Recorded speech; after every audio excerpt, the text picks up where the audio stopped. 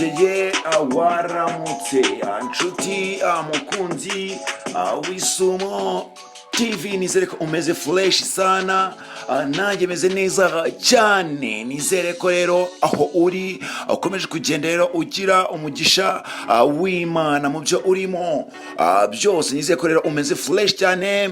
Nizere ko aho uri mu majyepfo, amajyaruguru, iburasirazuba ndetse n'iburengerazuba kabisa umeze fresh sana. Sasa rero reka nkubwire ko amakuru yo ni menshi hano ku Isumo TV. Ibane n'Isumo TV ubashe kugenda umenya byinshi biri kugenda birimo muri entertainment y'u Rwanda ndetse no mu mahanga. Byinshi kugenda biba muri football, byinshi bigenda biba mu makuru agiye atandukanye, amakuru agiye asekeje ndetse n'ibintu byinshi byakungura ubwenge. Hano ku Isumo TV komeza ugenda ubana natwe kugira ngo ugende umera fresh sana, ubundi ukomeze kugenda ubana natwe umere neza cyane.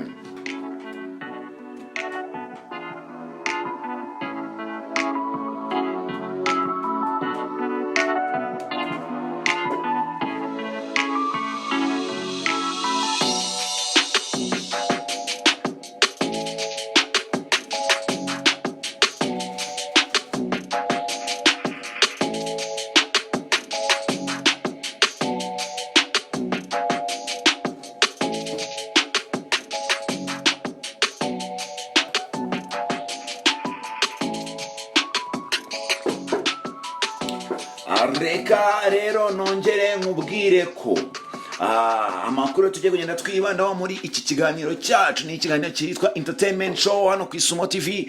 Kiri kugenda kibanda ku makuru atandukanye, harimo ko King James murabizi yasohoye amashusho y'indirimbo yitwa Uyu Mutima.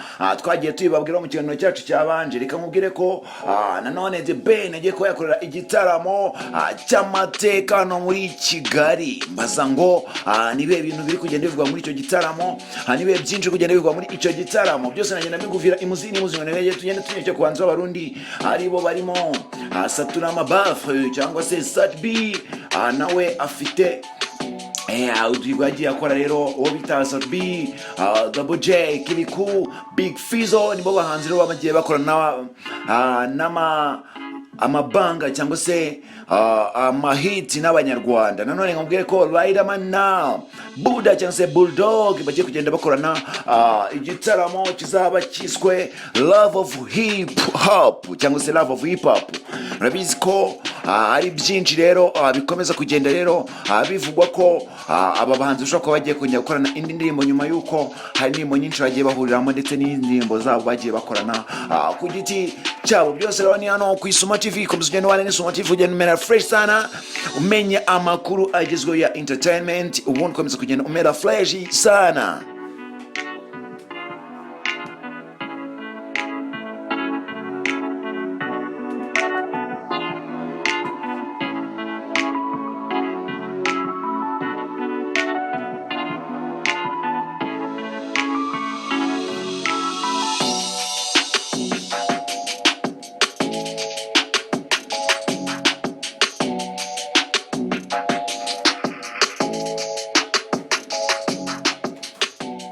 Twihuse cyane rero ngaruha ngo umuziki nyarwanda umaze kugera ku rwego mpuzamahanga ku buryo buri muhanzi wese cyangwa se uwo ari we wese ubarizwa rero muri East Africa asigaye yumva adakoranye n'umunyarwanda nta hantu abari bumenere cyangwa se ari bugere. Arumva bitewe rero n'imuzo izi mizigo rero imizigo yakomeje kugenda ivugwa ko yagiye isorwa rero n'abanzi b'abarundi n'abanyarwanda. Tugiye kugenda tubavira imuzino muzingo tubabwire buri muhanzi w'umunyarwanda abahanzi b'abarundi bagiye bakorana kugira ngo ukomeze kugenda umenya ko umuziki nyarwanda kugenda utembera. Reka twibutse ko abahanzi b'abarundi nabo bagiye bigeze kugera igihe barashininga cyane muri za 2006, 2007 kugeza nka za 2010 bari abahanzi bakomeye cyane. Muri kwa Big Fizzo barimba za Onyemera, muri kwa babo bita Baroriro, muri kwa Kidumo Kibido, murabibuka bose. Muri kwa bandi bahanzi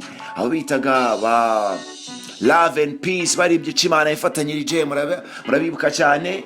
Muribuka no mu gihe cyambere abo bitaga ba Les Mwanyika, murabibuka imiziki bagiye bakora nabo bitwaga ba nabo bitaga n'abahanzi benshi bagiye batandukanye rero bakomeje kugenda nabo bandika amateka muri cya gihugu cy'u Burundi. Ariko none kuri iyi saha umuziki nyarwanda uri mu miziki byibuza imiziki ibiri cyangwa se itatu iyoboye, nyuma y'uko umuziki w'Ubuganda waye nk'usubiye inyuma, umuziki wa Kenya ugasa n'uzamutse, Tanzania iri hejuru cyane, ndakeka Rwanda ari wo muziki uhita ukurikiraho kugira ngo muri East Africa rero dukomeze kugenda tuzamuka. Umuziki nyarwanda rero umuziki ugenda uzamuka cyane, aho abenshi kugenda bavuga bati wow, umuziki nyarwanda byibuza hari aho uri kuva ndetse hari naho uri kugenda ugera.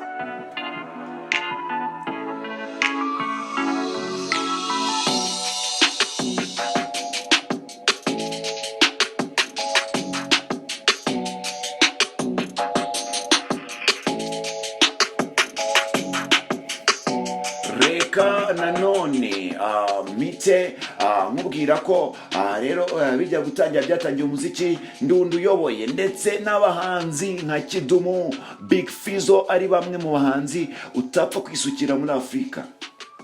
Ntawakwibagirwa indirimbo nka za Nzokujana ya Kidumu, Kibido, izo bita duzi ibiganza, iyo bita amusozi y'urukundo, n'izindi ndirimbo zigiye zitandukanye. Nanone si Kidumu, Kibido gusa umuhanzi Big Fizzo indirimbo yita Munyana, ndakumisinze, zawonyemera, n'izindi ndirimbo zigiye zitandukanye zakunje kugenda zijya hit hano mu karere ka Afurika ndetse no muri East Africa.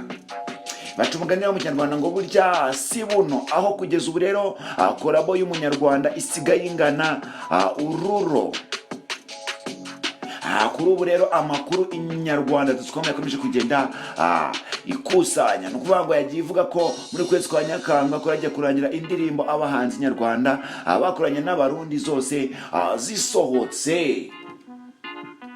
Nanone aya makuru ivuga ko hari indirimbo y'umuhanzi Sakibi ndetse na Papa Cyangwe bitegura gusohora nanone.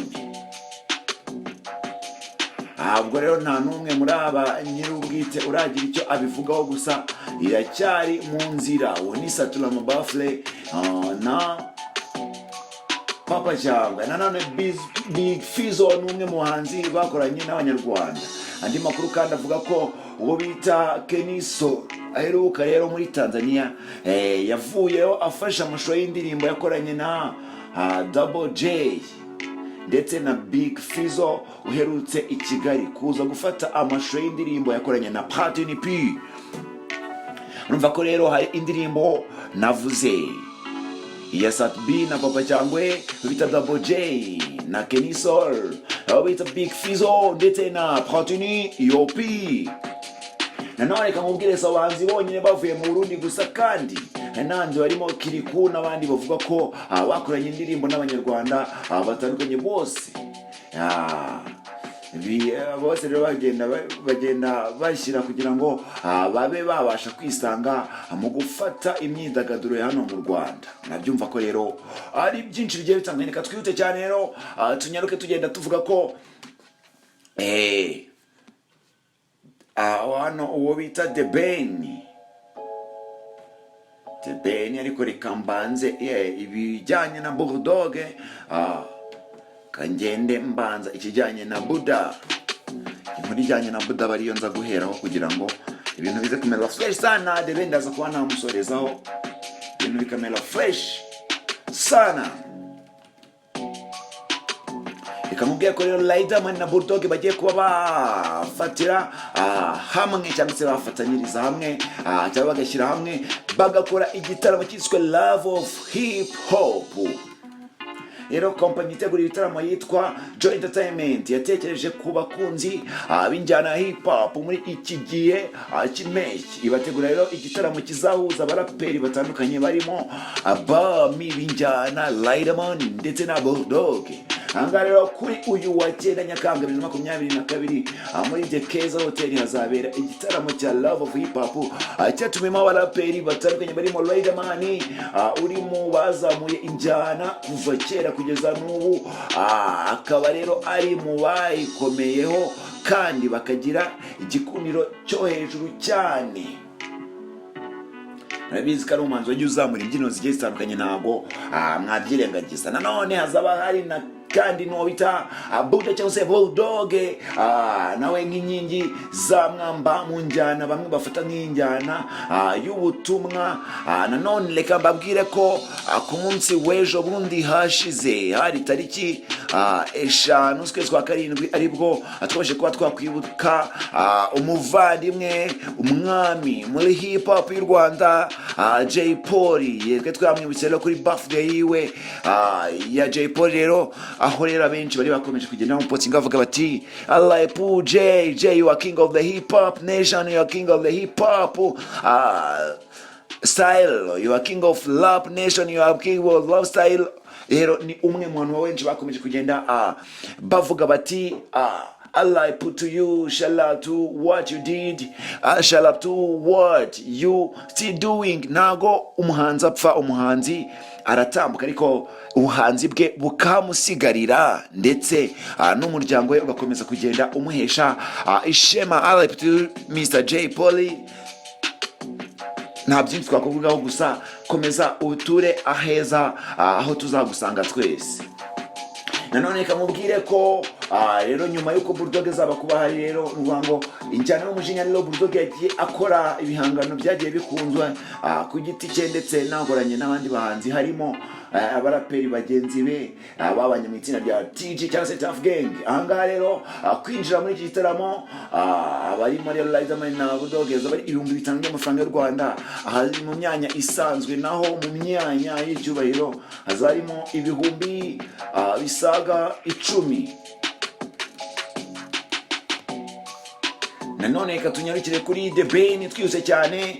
The Ben yaragiye gukora igitaramo cy'amateka hano muri Kigali, dore ko igihe aherukira yakoze igitaramo hano muri South Africa. Igitaramo aheruka rero yakoze yagikoreye hariya muri Uganda mu mujyi wa Kampala. Murabyibuka ko bitari byoroshye, byari ibintu bishyushye cyane, ariko The Ben yaraje kugenda akora amateka menshi agiye atandukanye hano muri muzike nyarwanda. Murabizi indirimbo agiye akora zagiye zihitinga cyane. Indirimbo rero aheruka gukora ni yitwa Why cyangwa se Boda Boda, yakoranye n'umuhanzi witwa Diamond Platnumz.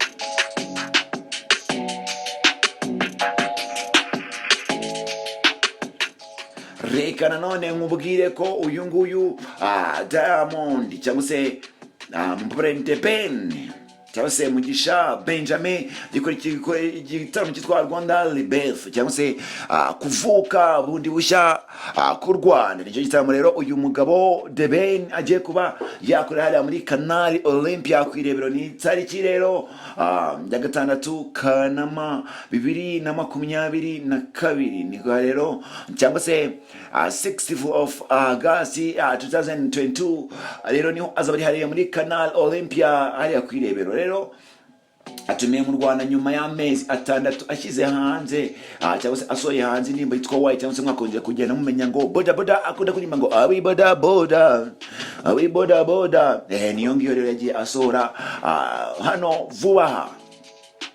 Nanone yakugiye avuga rero ko yagiye akorana indirimbo najya muri platform ari kuba yarebwa rero miliyoni saga 12 azaba viewers cyangwa se za views.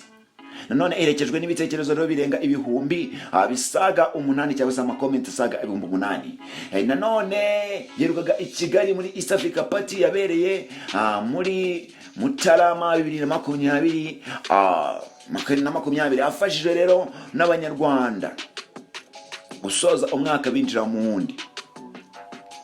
Rero ni mu gitaramo gikomeye rero cyagiye gikorwa hara muri Beka Arena yahoze yitwa rero Kigali Arena. Byagindiro izina mu mwaka ushize yari kumwe na Bushal Egon Mabanonel Ngabo Butel Knowless King James Bulldog Antibo Muntu Blues Melody na Riderman ndetse n'abandi bahanzi batandukanye. Iki gitaramo rero Rwanda Rebirth Celebration cyatumiyemo The Ben, cyateguwe na East Gold Company isanzwe ikora ibijyanye n'umuziki. Ubita Jedor Rwigema rero urimo wateguye igitaramo cya The Ben mu Rwanda. Yabwiye Nyarwanda.com ko batekereje gutumira The Ben kubera ko ari umuhanzi w'umunyarwanda kandi akomeye. azafasha rero kwizihiza kongera kuvuka ku Rwanda. Ati rero twaravutse nta munyarwanda ushishikajwe n'ibintu by'amafuti, kuko twagarutse mu mitekerereze, mu mikorere, uburezi kuri bose, amashuri kuri bose, amahirwe kuri bose, ubuzima kuri bose n'ibindi. The Ben rero ni umuhanzi mukuru udufasha kwishimira rero urugendo rw'iterambere Rwanda bakomeje kugenda rugeraho. Murumva ko rero The Ben rero nawe ni umwe mu bantu bakomeje kugenda bamera fresh sana, bakomeje kugenda nabo bagira byinshi bafasha igihugu cyacu cy'u Rwanda, ndetse muri muzika igakomeza kugenda izamuka cyane.